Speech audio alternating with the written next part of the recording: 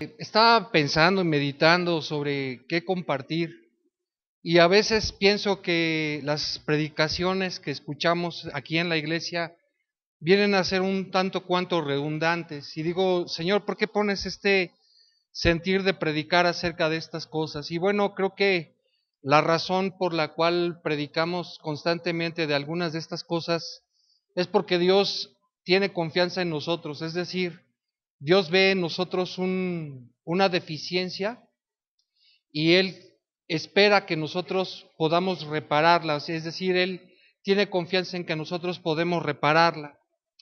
Entonces, una vez más, vamos a hablar o voy a hablar haciendo una comparación entre lo que es la vida cristiana, a qué podemos hacer semejante la vida cristiana.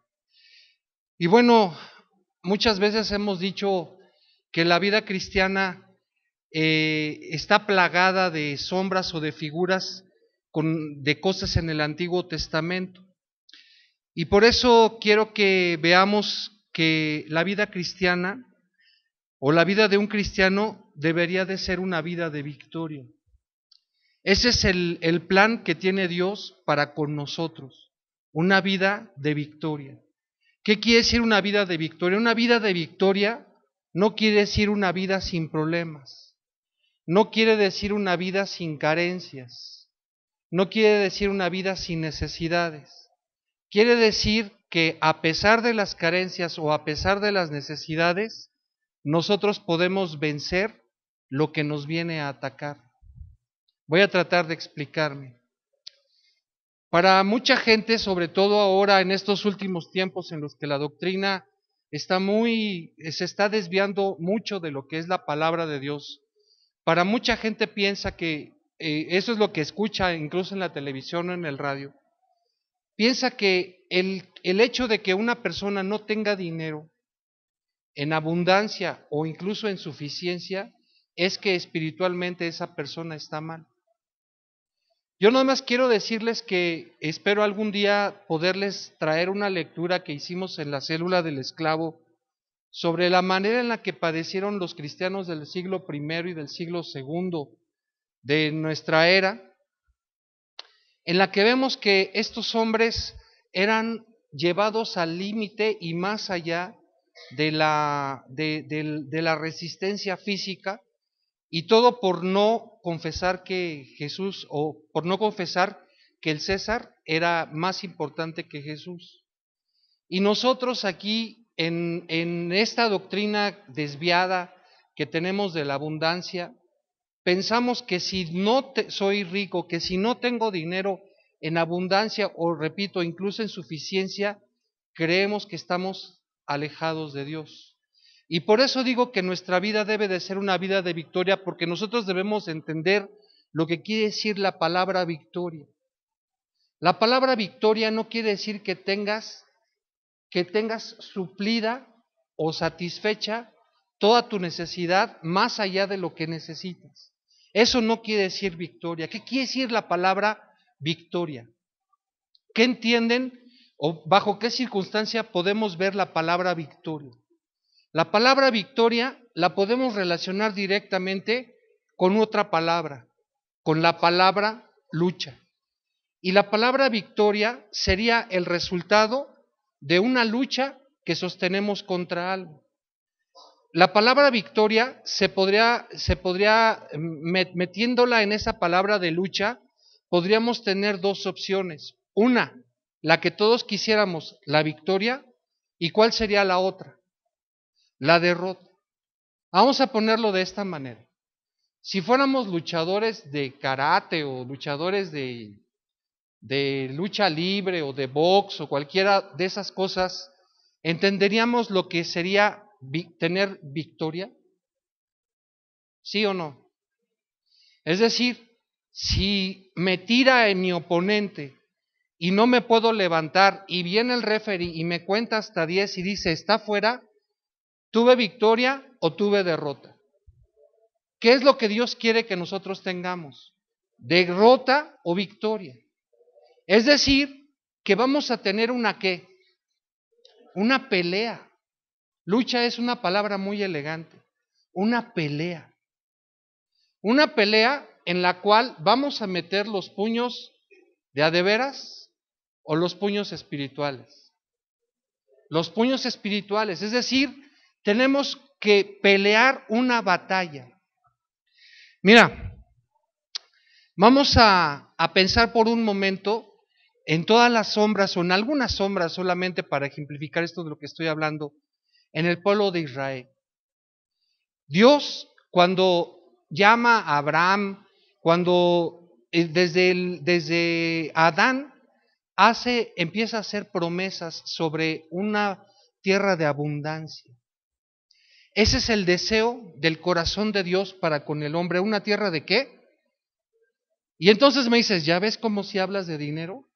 ¿Ya ves cómo si hablas de que no tengamos necesidades? No, Dios no habla de ese tipo de abundancia. Dios habla de una abundancia de paz para con nosotros.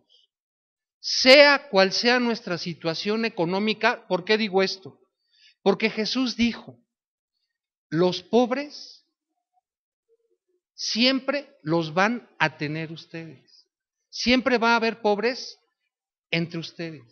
Es más, sin que suene a herejía, quiero decirte que Jesús no hizo una cosa, pero sí hizo otra. ¿Qué fue lo que Jesús no hizo?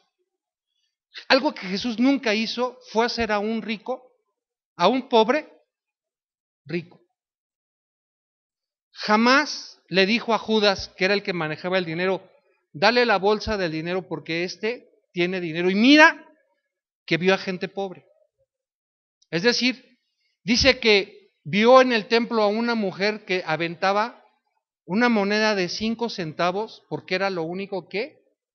¿Y acaso le dijo a Judas, Judas, ve y dale a esa mujer para suplirle? No, no hizo a ninguna persona pobre, la hizo rica. Pero en cambio, sí despojó. Es decir, al rico sí quería que fuera pobre. ¿Por qué digo eso? Porque cuando viene el joven rico, le dice, yo he guardado la ley desde que soy niño. Le dice, ¿quieres ser perfecto? Despójate de todo lo que tienes y dalo a los pobres. La victoria no consiste en dinero. La victoria consiste en derrotar al enemigo. ¿Qué tiene que ver esto con lo que estoy hablando, con lo del pueblo de Israel? Que cuando el Señor pidió al pueblo de Israel que saliera para que tuviera en posesión una tierra abundante, la abundancia no la tienes necesariamente que relacionar con abundancia de dinero. Lo que tienes que sí relacionar es abundancia de paz, porque tienes derrotado o socavado a tu enemigo. Nuestro enemigo, el diablo, dice, anda como león rugiente buscando a quien devorar. ¿Será que devorar quiere decir quitarte tu dinero? A lo mejor. Si sabe que tu debilidad es el dinero. Pero una gente que no tiene dinero es porque ha sido derrotada. Ya he dicho que no podemos medir la victoria en función de la cantidad de dinero que tenemos. En función de qué tenemos que medir si somos victoriosos o no somos victoriosos. Cada vez que nosotros tenemos una pelea, debemos de salir victoriosos. ¿Una pelea contra quién o contra qué? Contra el pecado. Mira, ¿en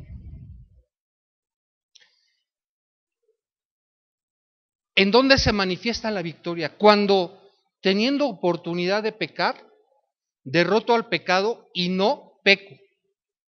Si yo antes era muy mentiroso o era muy mal hablado, ¿en qué voy a manifestar si soy victorioso o si he sido derrotado? Vamos a decir, si yo antes de convertirme era una persona mal hablada y a la menor insinuación contestaba y con una grandota. ¿En qué voy a manifestar si soy un cristiano victorioso o un cristiano en derrota? ¿En qué? en mi manera de hablar, en que cuando me piquen, en que cuando me vengan a hacer pelea, yo no conteste como era antes, sino que yo conteste como el Señor quiere. ¿Cómo dice el Señor? Contéstale si no te dejes de la misma manera. No, dice que aprendamos nosotros a comportarnos, a vivir pacíficamente, que no haya maledicientes en medio de nosotros. En eso manifiesto la victoria. En eso, no necesariamente en la cantidad de dinero que tengo, o no solo en la cantidad de dinero que tengo. Mira, fíjate lo que dice la carta de Pablo a los Romanos, capítulo 6, verso 16. Dice, ¿no sabéis que si os sometéis a alguien como esclavos para obedecerle, sois esclavos de aquel a quien obedecéis, sea del pecado para muerte, o sea de la obediencia para justicia?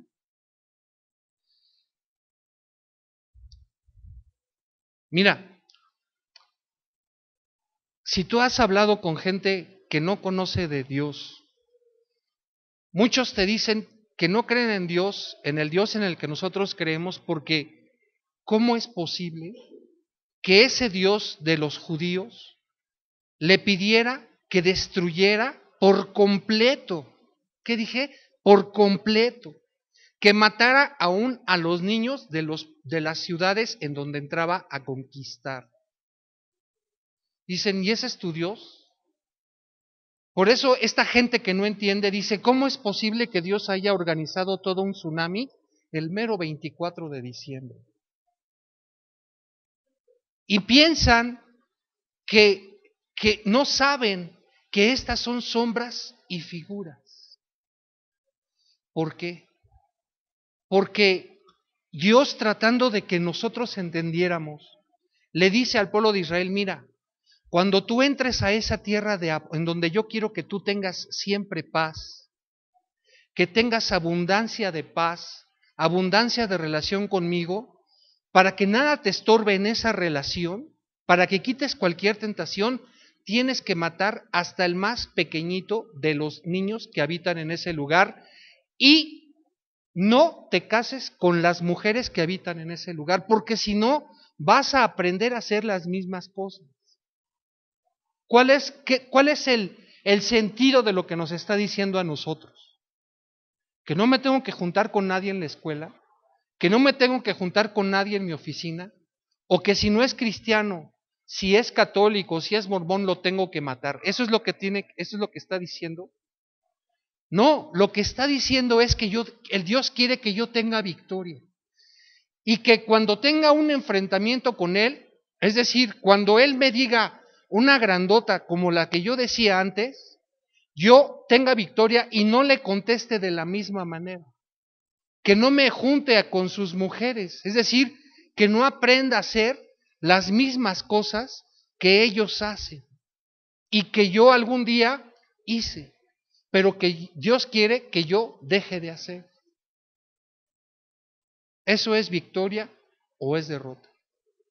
¿Eso es tener una pelea frente a frente o no? Eso es lo que Dios quiere. Lo que Dios quiere es que hagas suya la voluntad de Él para tu vida. Eso es lo que Dios quiere. En eso podemos nosotros medir si tenemos una vida de victoria o una vida de derrota.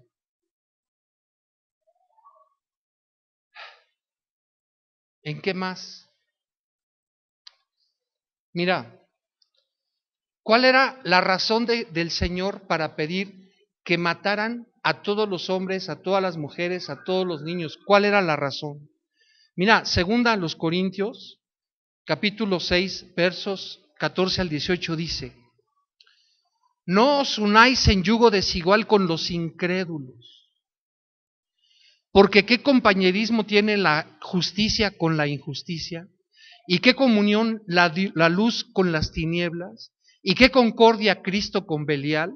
¿O qué parte el creyente con el incrédulo? ¿Y qué acuerdo hay entre el templo de Dios y los ídolos? Porque vosotros sois el templo del Dios viviente, como Dios dijo, habitaré y andaré entre ellos, y seré su Dios, y ellos serán mi pueblo. Por lo cual, salid de en medio de ellos y apartaos, dice el Señor, y no toquéis lo inmundo, y yo os recibiré, y seré para vosotros por Padre, y vosotros me seréis hijos e hijas, dice el Señor Todopoderoso. ¿Qué es lo que tenemos que hacer? Dice, no te unas en yugo desigual. Oiga, hermano, si yo no soy marica, yo no me voy a casar con este hombre. No se refiere a que te cases. Se refiere a que no hables de la misma manera que él. Se refiere a que no hagas las cosas que ellos hacen. ¿Qué es lo que ellos hacen? Pues se divierten, hermano, van al antro. ¿Está mal ir al antro? Yo digo que no. ¿En dónde está mal ir y hacer lo que ellos hacen? Está en hacer lo que ellos hacen. ¿A qué van al antro? A tomar. Dicen que a divertirse. ¿Tú crees que es divertirse terminar vomitando? ¿Eso es divertirse? A ver quién aguanta más, hacer competencias. ¿Tú crees que eso es divertirse? Por eso dice, no te unas en yugo desigual como con los incrédulos. Por eso Dios lo que quería era que matáramos, que termináramos de raíz, pues, con los problemas, para que tuviéramos una vida de victoria, no de ricos, no de ricos, de victoria. ¿En qué manifestamos la victoria? En que cuando en medio de nosotros hay una gente que tiene verdadera necesidad, están nuestros ricos de la iglesia, y no solamente los ricos, porque nuevamente, tomando ejemplo de lo que dice Pablo, le dice a los corintios o efesios, les dice, en medio de ustedes, aunque había problemas, dieron más allá de qué? De sus fuerzas, es decir, solamente dieron los ricos. No oigo, ¿no están muy convencidos o qué? No solo dieron los ricos, dieron también los pobres, y en eso manifestaron victoria. Estamos hablando de la victoria. En eso manifestaron victoria. ¿Quieres más ejemplos? ¿Te acuerdas de esa viuda que dice, nada más me queda este pedazo de harina y esto para hacer lo último? Y viene el profeta y le dice, oye, dame de comer. Y dice, bueno, ¿qué es un día más que me muera antes o después? Ahí te va todo. Ten. Eso es victoria. No estás pensando en el dinero, aunque tienes necesidad de dinero, pero estás supliendo necesidades. Mira, en el Evangelio dice el Señor que va a separar a los corderos de los cabritos, ¿sí o no? Dime qué caracteriza a los cabritos, o mejor dicho, qué caracteriza a los corderos. Ahí te va. Esto se lo sé porque es pregunta de examen de ayer. Son 6 cosas. Fíjate lo que te digo, 6 cosas. No es que tengan mucho dinero. Dice, ¿qué es lo que caracteriza a los corderos? Dice, le dieron de comer al hambriento. ¿Quiénes? ¿Los ricos? Cualquiera. Le dieron de beber al sediento. ¿Los ricos? Cualquiera. Fueron a visitar a la cárcel, a los presos. ¿Los que tenían chofer? ¿Los hombres nada más? Visitaron enfermos. ¿Los que estaban sanos? Nada más los que estaban sanos. Los que no tenían gripa, no fueran a contaminar a los demás.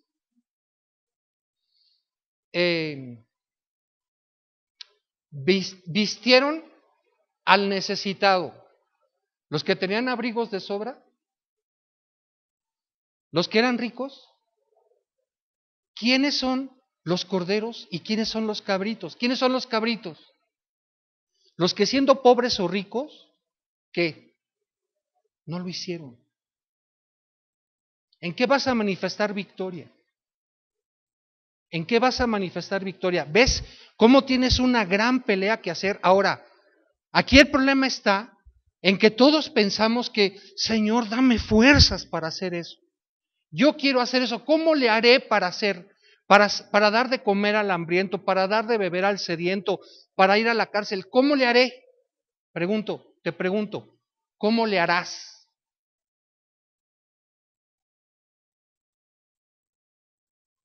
¿Cómo le haces? Nadie sabe. ¿Sabes lo que dice el Evangelio? Dice, no te hagas. No digas, ¿quién va a subir al cielo para que yo le pueda dar de comer al hambriento? Soy tan pobre. O soy, ¿quién va a subir al cielo a traerme las fuerzas para ir a visitar al que está preso en la cárcel? ¿En dónde está la fuerza extra de parte de Dios? ¿En dónde está? ¿Hay una fuerza extra de parte de Dios? Primero, sería la pregunta. ¿Hay o no hay esa fuerza extra? No, no, porque si no, entonces para unos sí Dios la da y para otros Dios no la da. ¿De qué depende que tú le des de comer al hambriento o de beber al sediento? ¿De qué? De que tú quieras. De que tú quieras. Mira, dices, yo no voy a la cárcel porque no conozco a nadie. O sea, ¿quieres que nos agarren a uno para que vayas a verme? De cuando hemos estado enfermos, ¿quién ha ido? Ah, pero que no está enfermo porque no me llaman. ¿Eres cabrito o eres borrego? ¿Sí me doy a entender? Dices, ¿quién va a subir al cielo a traerme un preso? ¿Dónde lo encuentro, hermano? ¿Dónde encuentro uno que tenga hambre? ¿No te das cuenta de los que tienen hambre aquí a nuestro alrededor? Y no te estoy diciendo, dales. Te estoy diciendo, cómprales. ¿Sí me doy a entender, verdad? No te estoy diciendo, dales, te estoy diciendo, cómprales. Te estoy diciendo, y ¿sabe qué? Oh, ya entendí, hermano. Todos mis pantalones rotos los voy a traer el próximo domingo. No, porque Jesús puso el ejemplo y dijo, si te piden la capa, mira, ejemplos claros en la palabra. ¿No crees que San Pablo era grande porque sabía mucho? San Pablo era grande por lo que hacía. ¿Tú te imaginas a un hombre como Pablo cómo sería apreciado en las iglesias? Y cuando les escribe les dice, oye, ¿sabes qué? Mándame los pergaminos y mándame el capote que dejé. O sea, es como si te dijera ahorita, mándame el suéter que dejé en tu casa. ¿Por qué? ¿Quién se va a preocupar por nosotros por un suéter? Un suéter, hermano, un suéter, no manches. Mejor hubieras dicho, ¿sabes qué? Regálale el suéter a los pobres. No, ¿sabes por qué? Porque nada más tenía ese suéter. Y no estaba chillando. No estaba diciendo, ay, soy tan pobre. Porque en otra parte dice, sé tener en abundancia. ¿Por qué sabía tener en abundancia? Porque cuando abundaba, sabía dar en la misma proporción. Y cuando no tenía, decía, no doy, porque daba en la misma proporción, pero parece que no era la misma proporción, porque les dice a los otros, ustedes dieron más allá de, no era en la misma proporción. Porque la mujer que tenía una sola moneda dio todo lo que tenía, que es dar todo lo que tienes.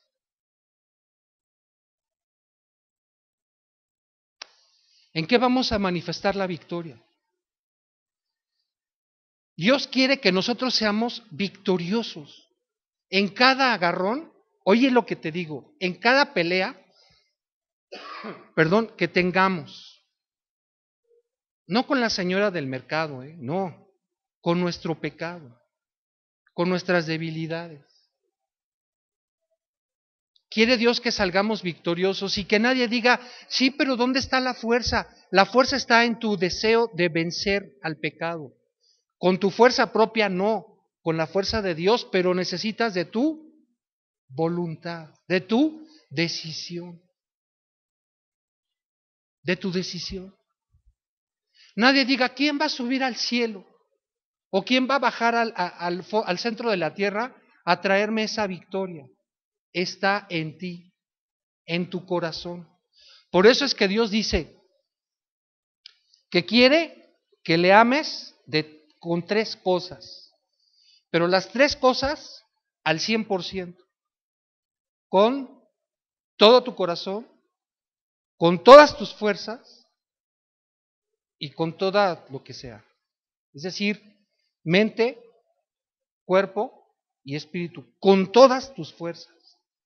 Nada de a medias tintas. Eso no es lo que Dios quiere.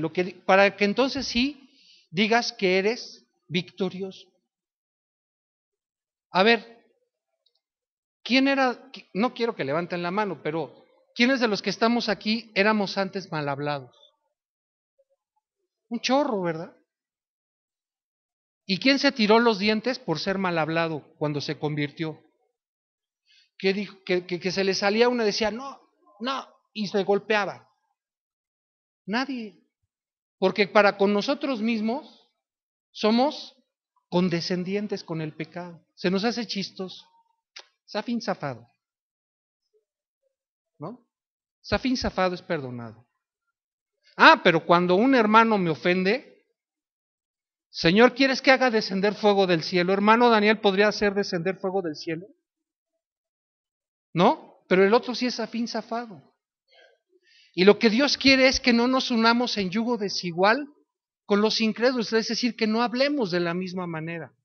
Ahora, porque también somos astutos, esta es una predicación para que dejemos de hablar con palabras soeces.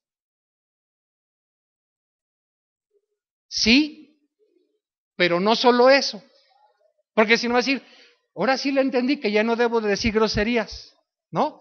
Pero sí puedo seguir adulterando, o sí puedo seguir viendo viejas encueradas, o comprar revistas de viejas encueradas, o de viejos, eso sí puedo, ¿no? ¿Verdad que sí podemos? Porque no hablé de eso, yo hablé de las groserías nada más. ¿Te das cuenta? Tenemos que luchar para tener una vida de victoria, porque nuestro enemigo, el diablo, anda como león rugiente buscando a quien devorar. Si tú lees con cuidado el libro de Josué, te vas a dar cuenta que estos llegaron, pero filosos a la primera. Y el primer lugar al que entraron fue Jericó y tiraron las paredes y, bueno, salieron. Pero ¿sabes qué fue lo que les pasó en la segunda? La segunda ciudad que iban a invadir era Jai, y manda Josué unos espías y les dice, van los espías y dicen, Josué, pan comido. Mira, no me vas a todo el pueblo, nada más mándate unos 2,000 o 3,000. Vas a ver cómo les van a dar una revolquiza, pero que mandan a los 2,000 o 3,000 y dice que les pusieron una revolquiza a aquellos que en la primera batalla les mataron a 36. Y entonces dice la Biblia que Josué se pone a chillar. Para eso nos sacaste, mira nada más qué golpiza nos dieron. Le echó la culpa a Dios. ¿Por qué no me das las fuerzas para vencer este maldito pecado? ¿Por qué no me das las fuerzas para ya no decir groserías? Tú no quieres que yo deje de decir groserías. No quieres que deje a la vieja que tengo. No a la amante, no a la esposa, porque se... ¡Al fin! ¡Al fin! ¿No? ¿Por qué no me das ese valor, esas fuerzas? Ah, porque hay que tener mucho valor y mucha convicción interna. Yo imagino un hombre que tiene a su esposa y que le da gasto, y que tiene un amante y que también le da gasto. Dice, charros, ahora sí ya sé cómo. O sea, a la esposa sí le voy a dar gasto, pero a mi amante ya no. ¿Y qué dijiste? ¿Y qué dijiste? ¿No es lo que está diciendo? No, yo no estoy diciendo eso. Yo estoy diciendo que si tienes una obligación con la amante por andar haciendo cosas que no tenías, tienes que mantener al hijo, si es que tienes un hijo, con la amante. Pues nada de que zafín zafado, o sea, eso fue lo que dijeron en la iglesia, no. Entonces, ¿qué pasa con Josué? Mira cómo le dice Dios a Josué. Mira, verso 8 de Josué 7. Dice, ay Señor, ¿qué diré? Ya que Israel ha vuelto la espalda delante de sus enemigos. O sea, nos han dado una golpiza. Dice, porque los cananeos y todos los moradores de la tierra oirán, o sea, las malas palabras, el adulterio, la fornicación, las viejas encueradas, las mentiras, el robo, todos los pecados, van a decir, ya ves cómo no puedes vencer un pecado, ahora no vas a poder vencer ninguno de los demás. Dice, y nos rodearán y borrarán nuestro nombre de sobre la tierra. Y entonces, ¿qué harás tú a tu grande nombre? ¿Qué vas a hacer tú? Y Jehová le dijo a Josué, ¿cómo estaba Josué? Postrado chillando, ¿no? Le dice, levántate. O sea, acciona, levántate. ¿Por qué te postras así sobre tu rostro? Verso 11, Israel ha pecado y aún ha quebrantado mi pacto que yo les mandé. O sea, el problema no es mío. No fueron derrotados por mi culpa. ¿Por qué? ¿Por culpa de quién fueron derrotados? Del pueblo, fue culpa de tu pueblo. No fue, porque está diciendo, ay Dios, ¿para qué no sacaste? Ahora sí no voy a poder derrotar a ninguno de los otros pecados, ¿ya viste? Y le dice, y yo les mandé, y también han tomado del anatema. ¿Qué fue lo que hicieron? ¿En qué consistió el pecado? En tomar del anatema, de la cosa maldita, es decir, de la cosa que Dios no quería que tocaran. Y hasta han hurtado, han mentido y aún lo han guardado entre sus enseres. ¿Cuántos pecados habían cometido? 3. Mintieron, robaron y guardaron. O sea, no solamente lo habían tomado y habían mentido, sino que y se habían deshecho de él. No se deshicieron de él, lo guardaron. Dice verso 12, por eso los hijos de Israel no podrán hacer frente a sus enemigos. ¿Por qué no van a poder hacer frente a sus enemigos? Porque mintieron, robaron y guardaron. No van a poder hacer frente a sus enemigos, sino que delante de sus enemigos volverán la espalda, por cuanto han venido a ser anatema, ni estaré más con vosotros, si no destruyereis el anatema del medio de nosotros. Entonces, ¿hasta cuándo iba a volver a estar Dios con ellos? Hasta que destruyeran el anatema. ¿Por qué no vives una vida de victoria? Porque está el anatema. Porque a la primera contamos un chiste rojo. Porque a la primera, zafín zafado. Porque a la primera, todo lo demás. A la primera, porque está él. No es cuestión de dinero, ¿te das cuenta? No es cuestión de dinero. Mira, Isaías 35 del 8 al 10. Por cierto, la predicación se llama Un camino antitorpes. Un camino antitorpes. Ah, ya nos llevamos así, hermano. No, yo no. Isaías 35 del 8 al 10 dice así. Dice, habrá allí calzada y camino, y será llamado camino de santidad. ¿Allí a dónde? ¿Ahí a dónde? En la tierra de abundancia. Es decir, tenían que cruzar el río Jordán para que pasaran y ahí iban a ver un ¿qué? Un camino. ¿Quién es el camino? Jesús. Jesús. ¿Y ese camino cómo se llama? ¿Camino de qué? De santidad. Este es un camino antitorpes. Fíjate lo que dice. Y habrá allí calzada y camino, y será llamado camino de santidad. No pasará inmundo por él, sino que él mismo estará con ellos.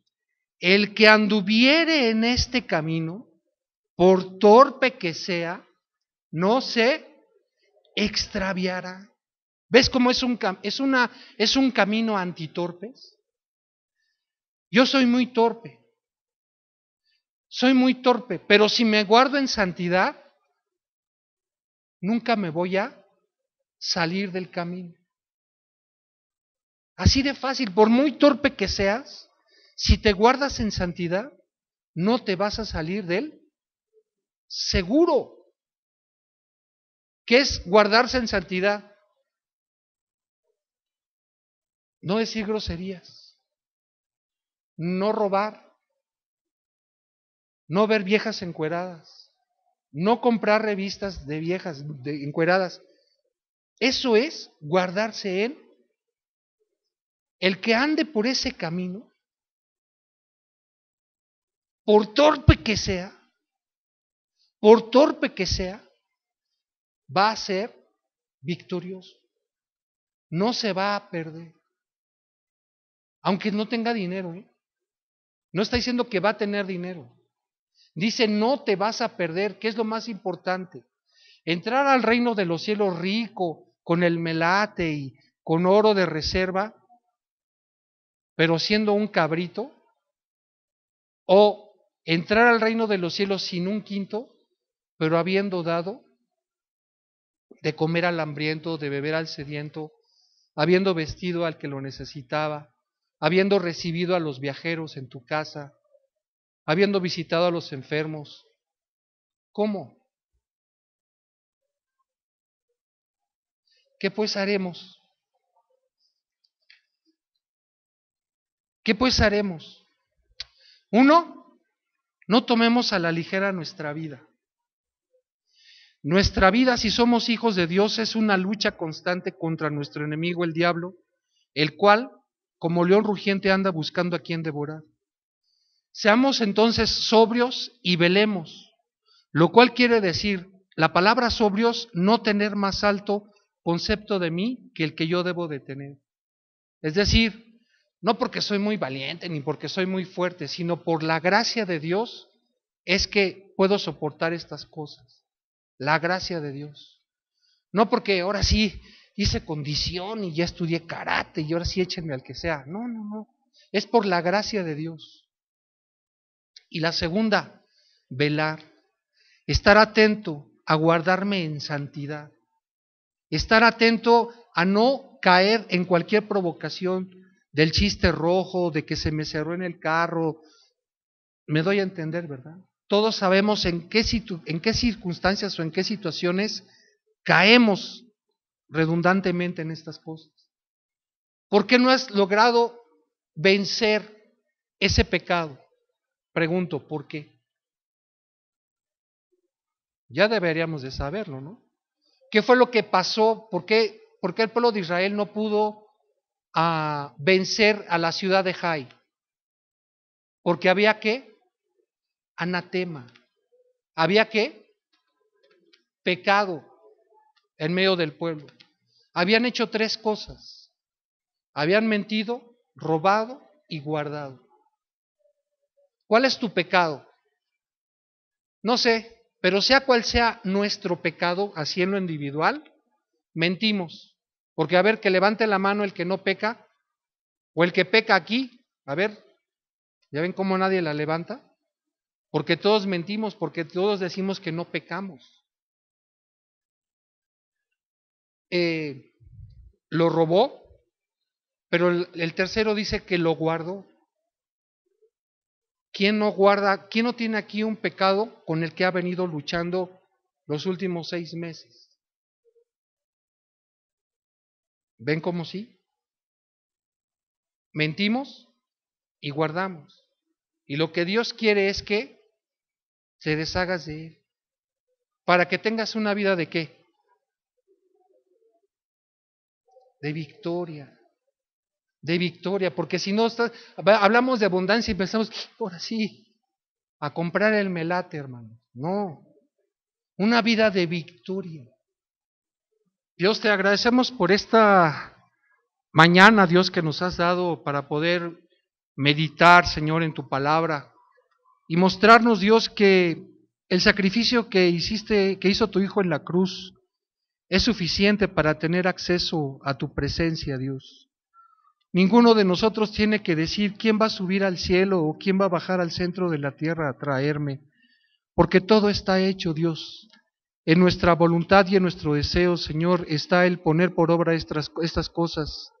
Sabemos que eres un Dios grande y misericordioso, y que este amor y esta misericordia, Señor, lo mantienes a pesar de nuestras debilidades y de nuestros defectos. Bendícenos, Dios, en el nombre de Jesús. Amén.